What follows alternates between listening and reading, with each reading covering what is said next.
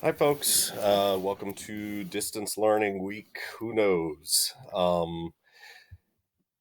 So, we're going to be continuing with our civics work. You folks only have about 3 weeks left, which is really, really nice.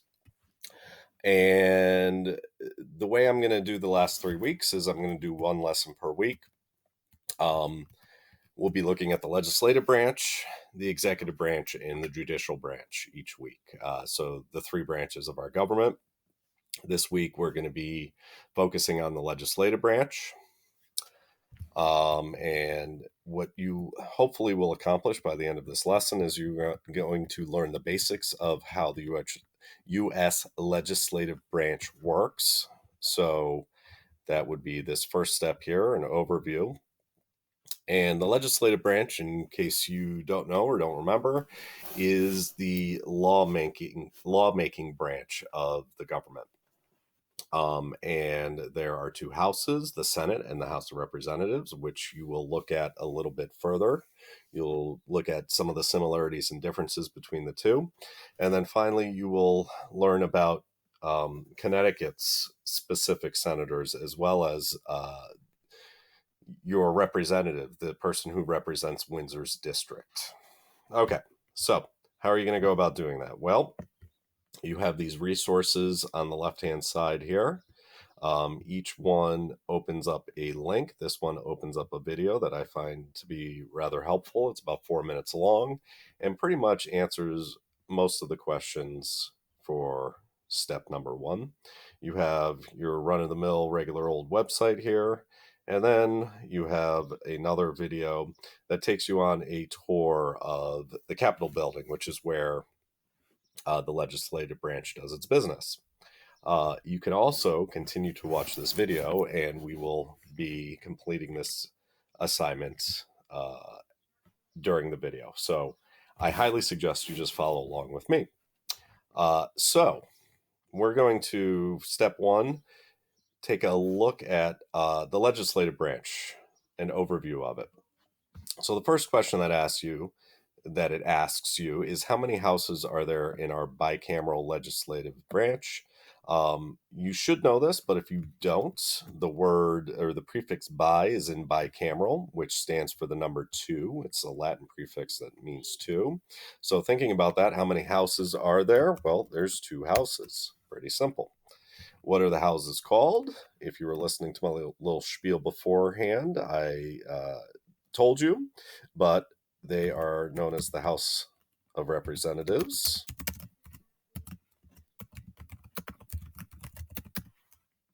and the Senate. And what are the 4 primary responsibilities of both the Senate and the House of Representatives?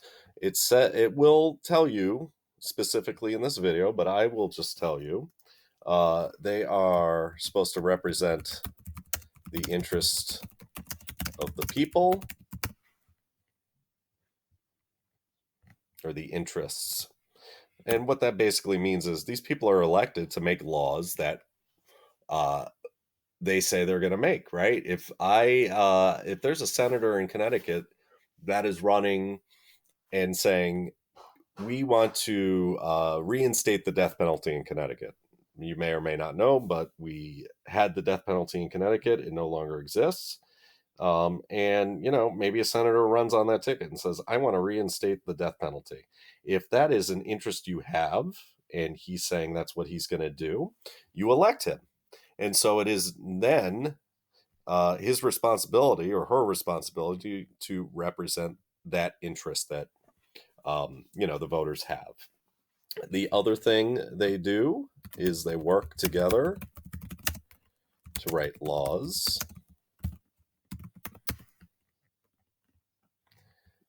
They oversee other government agencies. And all that means is, it's a fancy way of saying that they make sure that, other government agencies, like we'll say the TSA, which is a government agency, which is responsible for the security of airlines, they make sure that those agencies are doing what they're supposed to be doing. And if they're not, they may have a hearing to find out what went wrong. And then finally, they pass bills, which means that, they write laws are written, and then they vote on whether or not these laws, proposed laws, become actual laws. And then some responsibilities that both branches have. They both have the responsibility to create taxes. They coin money, which means they, create our money. They declare war. Many many students think that the president is the one who declares war. It is actually the Congress that declares war. They regulate trade,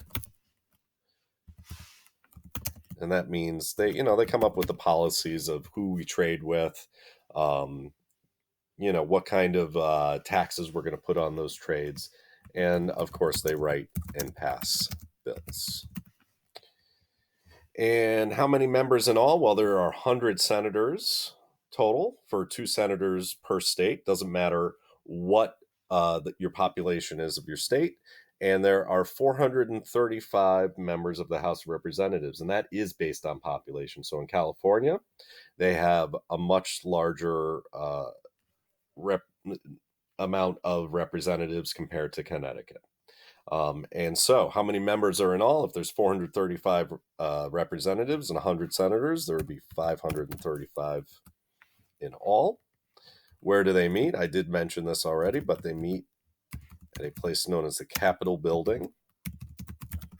Kind of looks like this. Similarly looking to the White House, but not the exact same. Okay, so that's our overview. Now we're going to look at the House of Representatives. And again, there are resources to the left. If you're getting tired of listening to me and you want to do your own work, you can click here. Or if you want to continue to listen to me, we'll continue on. So how many members are in the House of Representatives? I just said it. There's 435 members. How is it determined? It's based on the population of the states. Again, Connecticut has a much smaller population than California. California has 53 representatives because of it, whereas Connecticut only has 5. What are the requirements of a House member? So what are the minimum things I need to have in order to legally be a member of the House of Representatives? Well, I need to be at least 25 years old. I need to have lived in the state I want to represent for at least 7 years, lived in the United States for at least 7 years. I need to live in the state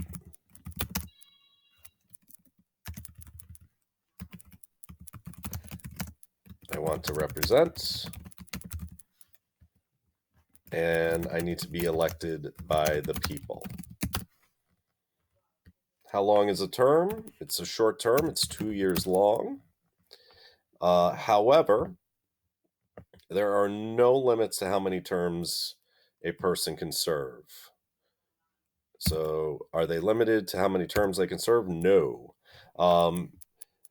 And, when we were looking at the amendments, that was one of the proposed amendments, is putting in term limits. So there have been some representatives who have represented their districts for over 50 years. Some people believe that that is way too long, that you need to be able to create new, fresh representatives. And by having somebody be a representative for, say, 53 years, that is not really what people are looking for. So who leads the House of Representatives? They're known as the Speaker of the House.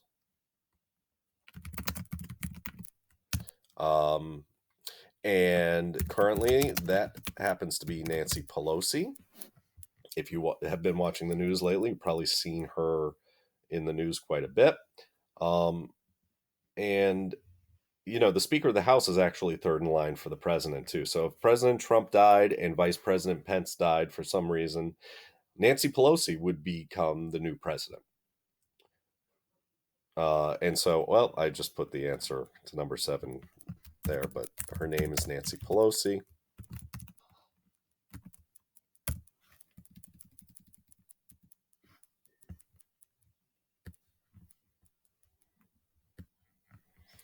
And Nancy Pelosi represents California.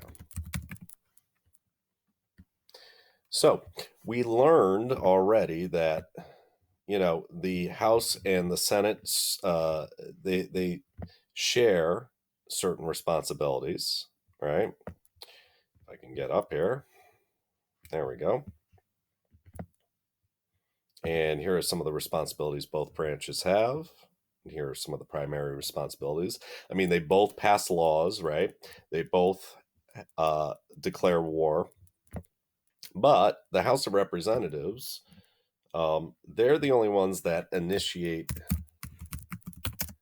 tax laws and spending bills.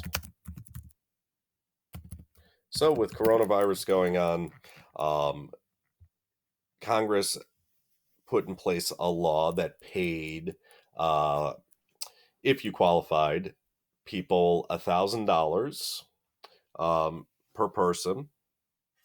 And I'm sorry, what was it? $1,200 per person and $500 for each dependent. So I live with my wife and my son.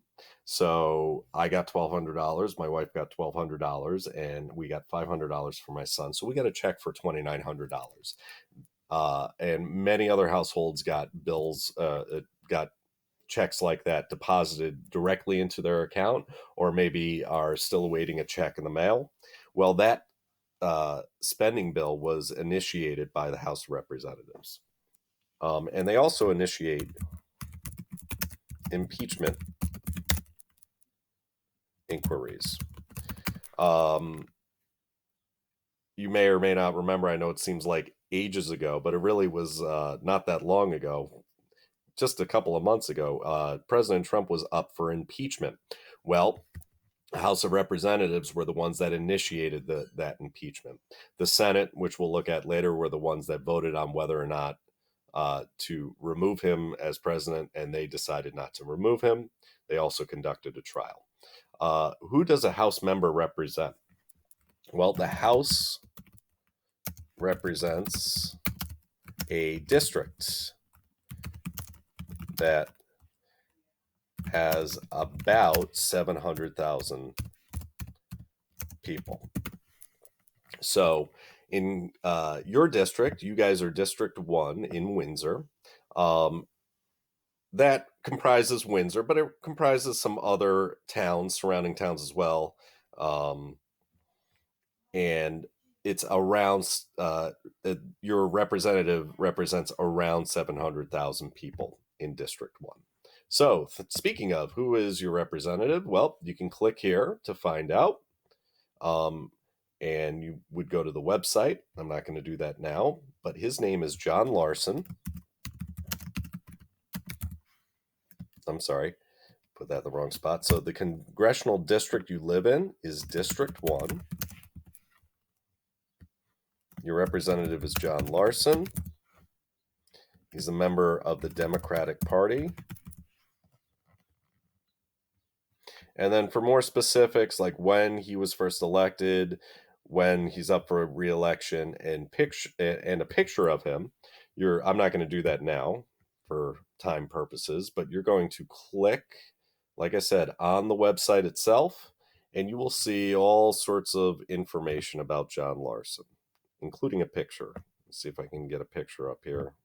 Internet is running really slow. That's what your district looks like. See, so Hartford's part of that.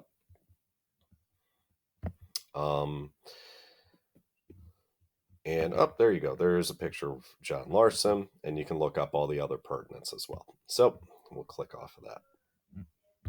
Okay.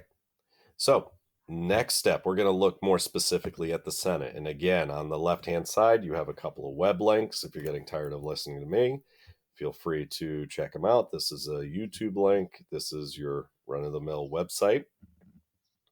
Tells you all about the Senate. But how many total members are there? Well, there are, so the Senate, remember, rather than being different based on population, is going to be the same no matter what state you're in. So we'll take a state like Connecticut again, which has millions upon millions of people less than California. Well, there's 2 senators that represent Connecticut, and there's 2 senators that represent California. There's 50 states total, so if you do the math, 2 times 50 is 100. So there's 100 senators total. I just mentioned this, but how many does each state get? They get 2, no matter what their population is. And what are the requirements of being a senator? Well, you have to be at least 30 years old. Remember, the representatives were, you had to be at least 25 years old. You have to have lived in the U.S. for 9 years, whereas, again, the House of Representatives was 7. You, again, need to live in the state you represent. And then finally, need to be, again, elected by the people. So some similarities for sure, but also some differences. How long is a term? Unlike the House of Representatives, which is 2 years, the term is 6 years long. And they are elected every even year. A third of the Senate, spell Senate right, is up for re-election.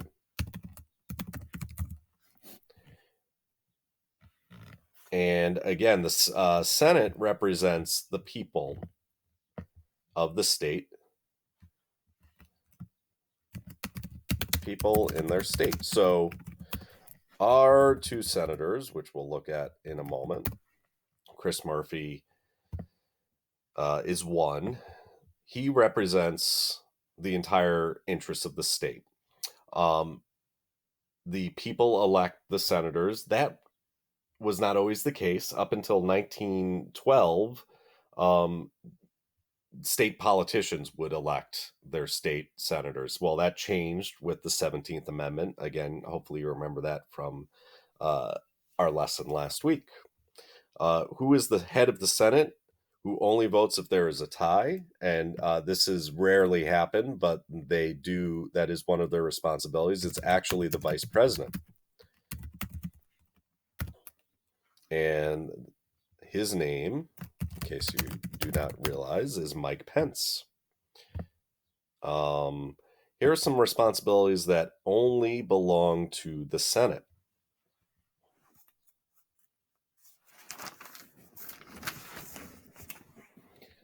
They approve presidential appointments.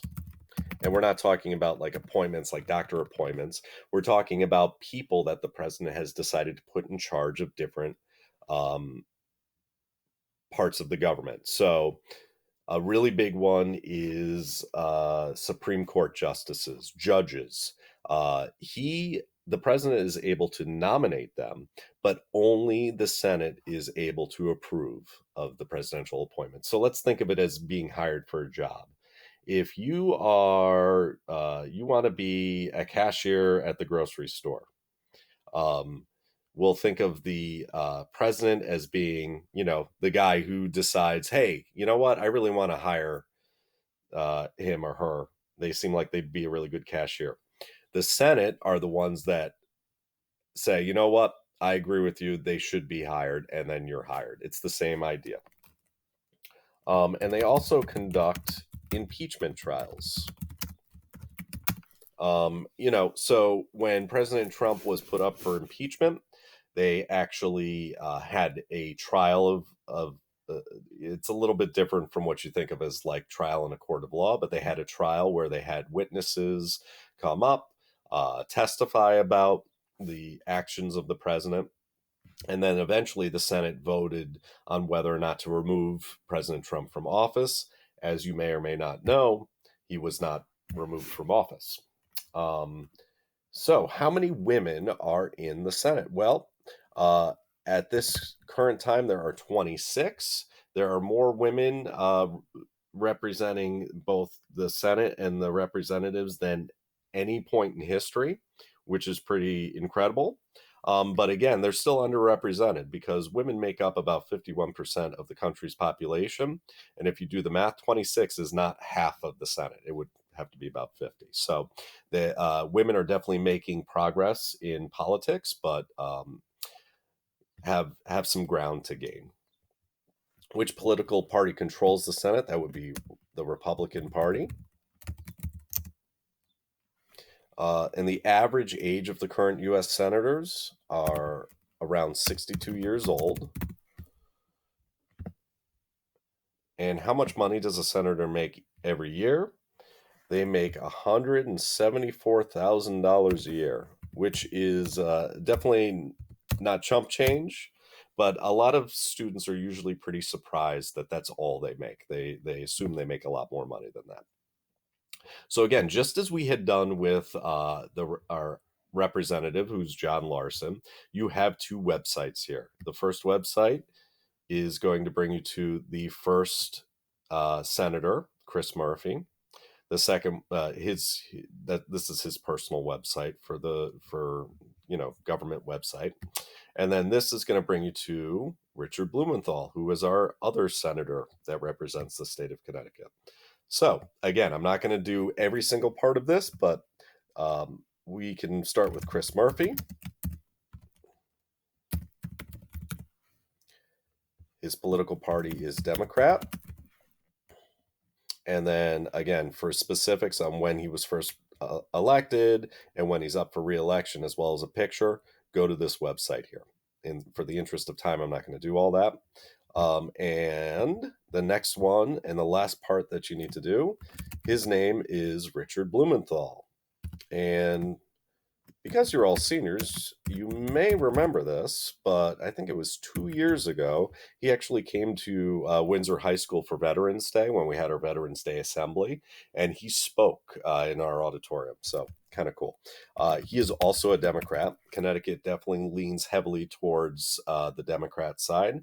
And again, when he was first elected and up for re-election and his picture, you can find that on the second web link here. So make sure you click on that. I will give you a little hint. Chris Murphy has been senator for less years than Richard Blumenthal has.